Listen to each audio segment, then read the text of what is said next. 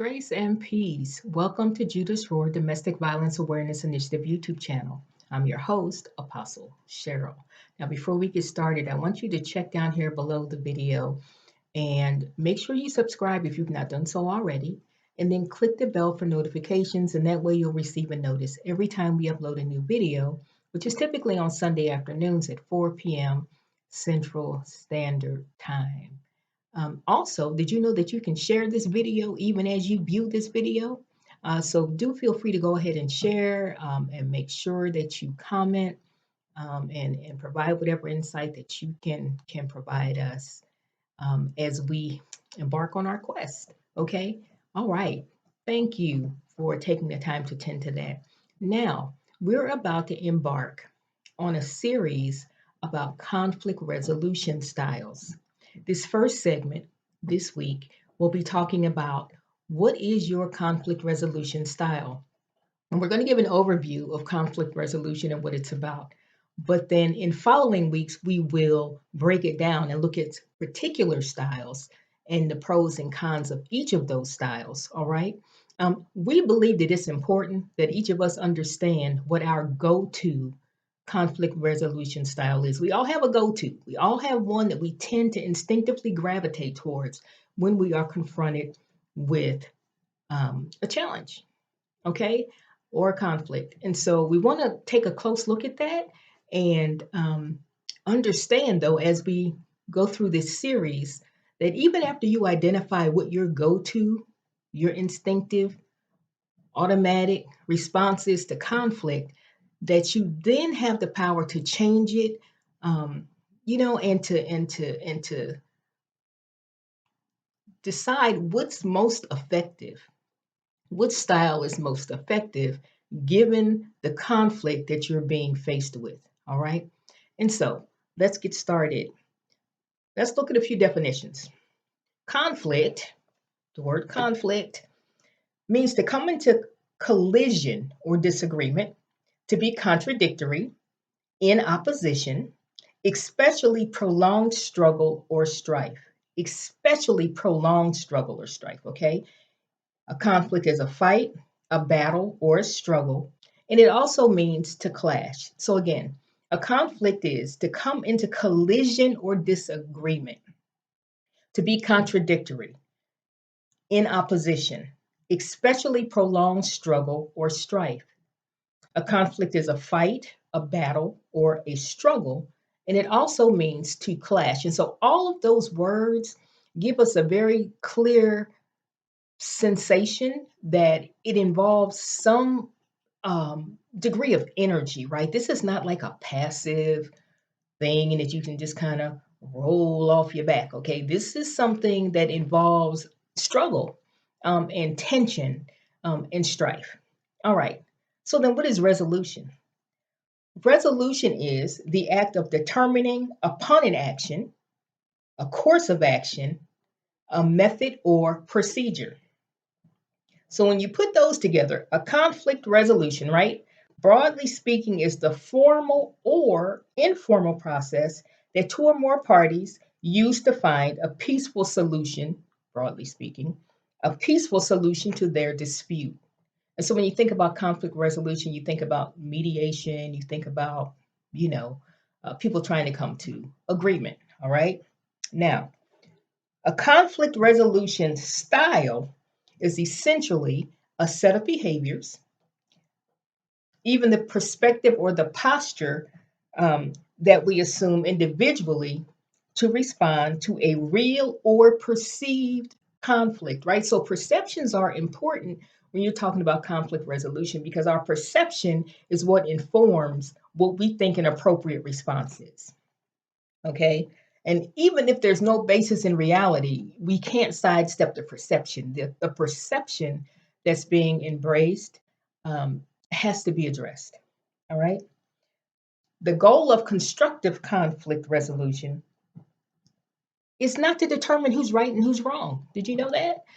The purpose of constructive conflict resolution is not to decide who is right and who is wrong. And it's not about casting blame, right? It's about trying to find a course of action that is okay with all parties. All right. Something that all parties can live with. Okay, so now we've talked about what a conflict is and what a resolution is, and we've talked about what conflict resolution is broadly speaking, right? Us being able to come to some kind of agreement when there, in fact, has been a conflict. Ideally, ideally, when you're talking about conflict resolution, I think we should identify needs first. What is needed, as opposed to what's just kind of wanted. What is needed, and then let the need inform what the possible solutions are. Okay, so you want to look at what the need is. Each party has a need um, that they feel that they're entitled to having met. So you want to identify what the need is, and not just hone in on the conflict itself, because each person in the conflict has a need that they perceive as important and that they think should take precedence. All right. Now, the Thomas Kilmann conflict mode instrument, which is an instrument that like human resources specialists use worldwide. So it's a highly respected tool. It identifies 5 different conflict resolution styles. And we're going to talk about that in this series. And they are collaborating, competing, avoiding, accommodating, and compromising. So again, the Thomas Kilmann conflict mode instrument identifies 5 um, basic conflict resolution styles. All right. And they are collaborating, competing, avoiding, accommodating, and compromising. And, you may think that some sound better than others or whatever, but I think you're going to be really interested to know what the nuances are and how they differ, and maybe what they even have in common. All right. But the thing that I want you to really listen for as we go through this series is when you think about the conflict that you've been exposed to or that you've been engaged in, um, what is your go-to style when confronted with a conflict or a challenge that seems insurmountable? Okay. There's no right or wrong style per se, okay? But there are times when one may be more effective than the other. I'm going to say that again. If you determine which your go to style is and you find it abhorrent and appalling, it doesn't mean that it's always the inappropriate response. I think it's important for us, like I said before, to identify what the need is. And then we have to identify what the most important thing is about that need, okay?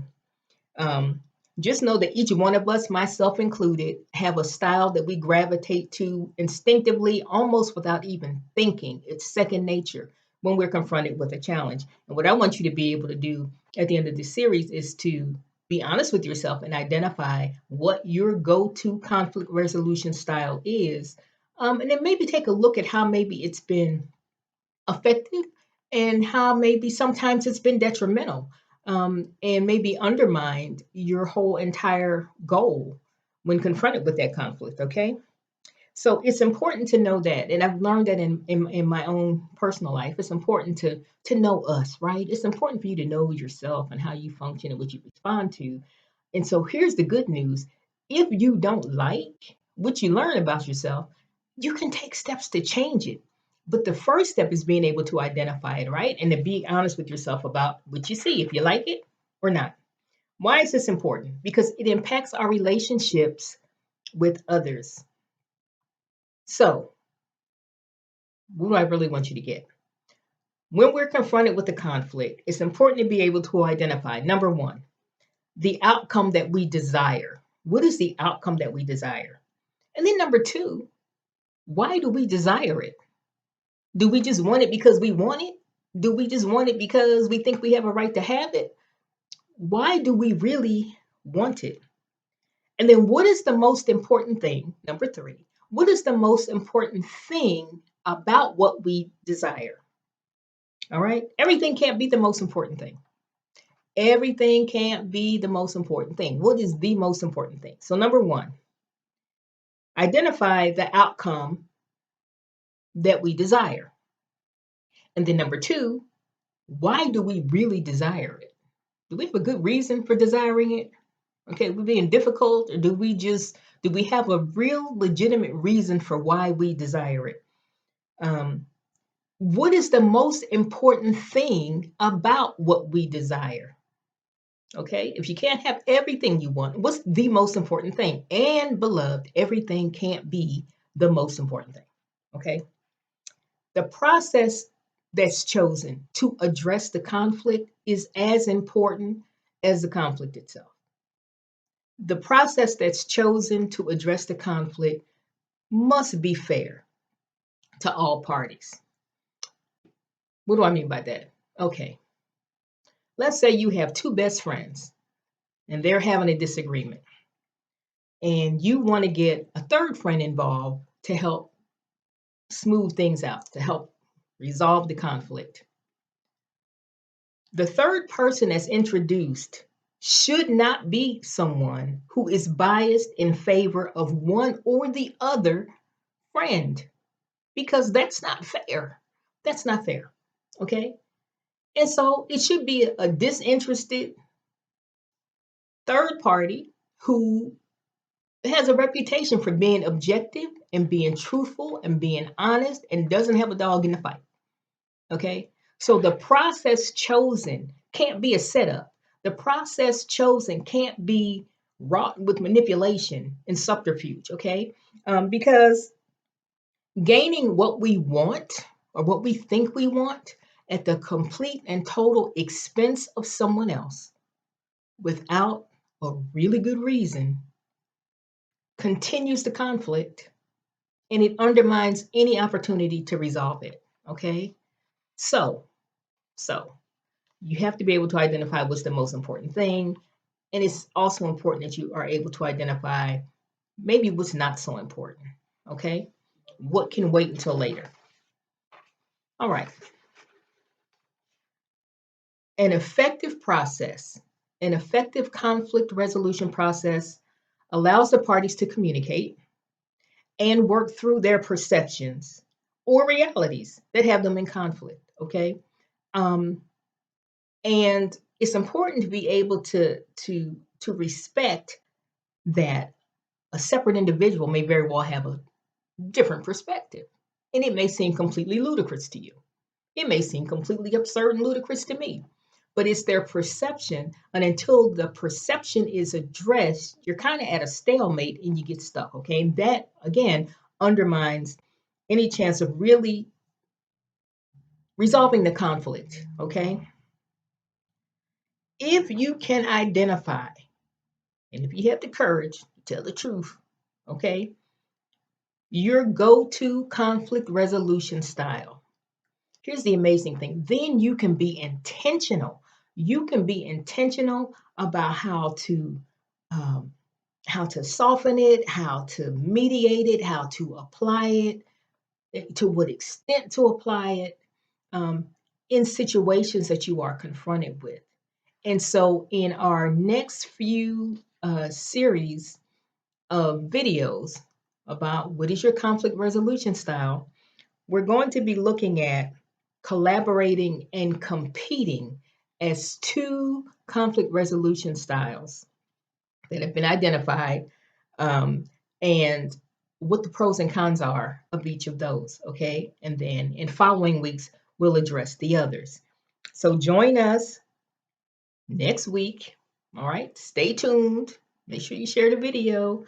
Fasten your seatbelt. Okay. And we're going to talk about conflict resolution styles. And next week, we'll be looking at collaborating and competing, what the differences are, what the similarities are. All right.